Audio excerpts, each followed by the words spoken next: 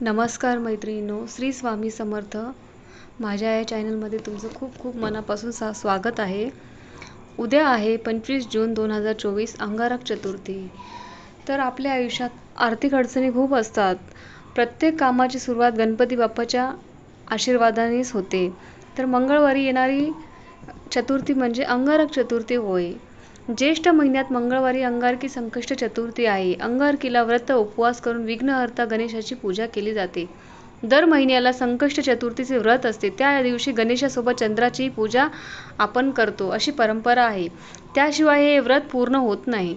अंगारकी संकष्ट चतुर्थीच्या दिवशी चंद्रोदय उशिरा होईल. त्यामुळे उपवास करणाऱ्यांनी चंद्र उगवण्याची खूप वाट पाहावी लागते. अंगारक संकष्ट चतुर्थी हे व्रत कधी आहे, त्या दिवशी गणेशाची पूजनाची वेळ कोणती, चंद्र अर्ध्याची वेळ आणि चतुर्थीच्या व्रताचे महत्त्व काय, हे आज आपण या व्हिडिओमध्ये जाणून घेऊया. अंगारक संकष्ट चतुर्थी 25 जून 2024 वार मंगळवार या दिवशी आहे. ज्येष्ठ महिन्यातील कृष्ण पक्षातील चतुर्थी तिथी मंगळवार 25 जून रोजी पहाटे 1:23 पासून सुरू होईल. ही तिथी 25 जून रोजी रात्री 11 वाजता संपेल. उदय तिथीच्या आधारे अंगारक संकष्ट चतुर्थी हे व्रत 25 जून रोजी पाळण्यात येणार आहे. संकष्ट चतुर्थी 2024 मुहूर्त. संकष्ट चतुर्थीच्या दिवशी पहाटे ते दुपारी 2:32 पर्यंत श्रवण नक्षत्र आहे. त्या दिवशी ब्रह्ममुहूर्त म्हणजे 4:05 तर 4:45 पर्यंत आहे आणि पूजेसाठी शुभ मुहूर्त अभिजित मुहूर्त सकाळी 11:56 ते दुपारी 12:52 पर्यंत आहे. अंगारकी संकष्ट चतुर्थीला श्री गणपतीची विधिवत पूजा केल्याने फलदायी ठरते. या दिवशी सकाळी लवकर उठून स्नान करावं, त्यानंतर सूर्याला अर्घ्य द्यावे. पूजेसाठी सर्वप्रथम तुपाचा दिवा लावावा. त्यानंतर ओम गंग गणपतये नमः, ओम गंग गणपतये नमः या मंत्राचा 108 वेळा जप करून व्रताचा संकल्प करावा. श्री गणेशाला प्रार्थना करावी, पूजा करावी. त्यावेळी लाल वस्त्र परिधान करावं. श्री गणेश मूर्तीला प्रथम पाण्यानं आणि नंतर पंचामृतानं म्हणजे दूध, दही, तूप, मध आणि साखरेच्या मिश्रणानं स्नान घालावं. त्यानंतर पुन्हा पाण्यानं स्नान घालावं. गणेश चालीसा वाचावी, गणपती स्तोत्र वाचावे, गणपती अथर्वशीर्ष 11 वेळा वाचावे व मंत्र म्हणावेत. श्री गणेशाला वस्त्र घालावेत आणि लाल फूल वाहून दुर्वा वाहून पूजा करावी.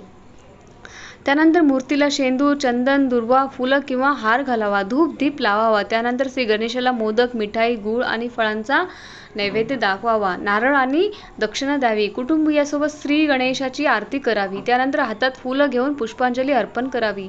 शक्य असल्यास गणेशाच्या मूर्तीला एकच प्रदक्षिणा घालावी. त्यानंतर कुटुंबियासोबत श्री गणेशाला साष्टांग नमस्कार करून या दिवशी गणपतीची पूजा करून नमस्कार करावा.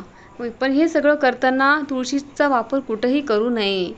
अंगारकी संकष्ट चतुर्थीला पूर्ण दिवस उपवास करावा. फलाहार घ्यावा. पाणी, दूध किंवा फळांचा रस घ्यावा. व्रतानुसार सर्व नियमांचे काटेकोरपणे पालन करावं. तसेच या दिवशी गरजू लोकांना धन आणि धान्य दान करावं. गायीला अन्न किंवा हिरवा चारा खायला द्यावा. शक्य असेल तर एखाद्या गोशाळेत देणगी द्यावी. सायंकाळी चंद्रोदयापूर्वी गणपतीचे पुन्हा एकदा पूजन करून संकष्टी व्रत कथेचं पठण करावे. सायंकाळीच्या पूजेच्या वेळी श्री गणेशाला चंदनाचा गंध लावावा आणि मोदक किंवा मोतीचूर लाडूंचा नैवेद्य दाखवावा. चंद्रोदय झाल्यानंतर अंगारकी चतुर्थी व्रत सोडावं. हे व्रत केल्यास मंगळाचे सर्व दोष दूर होऊन कुंडलीतला मंगळ मजबूत होतो आणि असं म्हणणं आहे की यासोबत हनुमानांची सुद्धा पूजा फलदायी असते. अंगारकी चतुर्थीला गणपतीसोबत श्री हनुमानाची पूजा केल्यास ती विशेष फलदायी मानली जाते.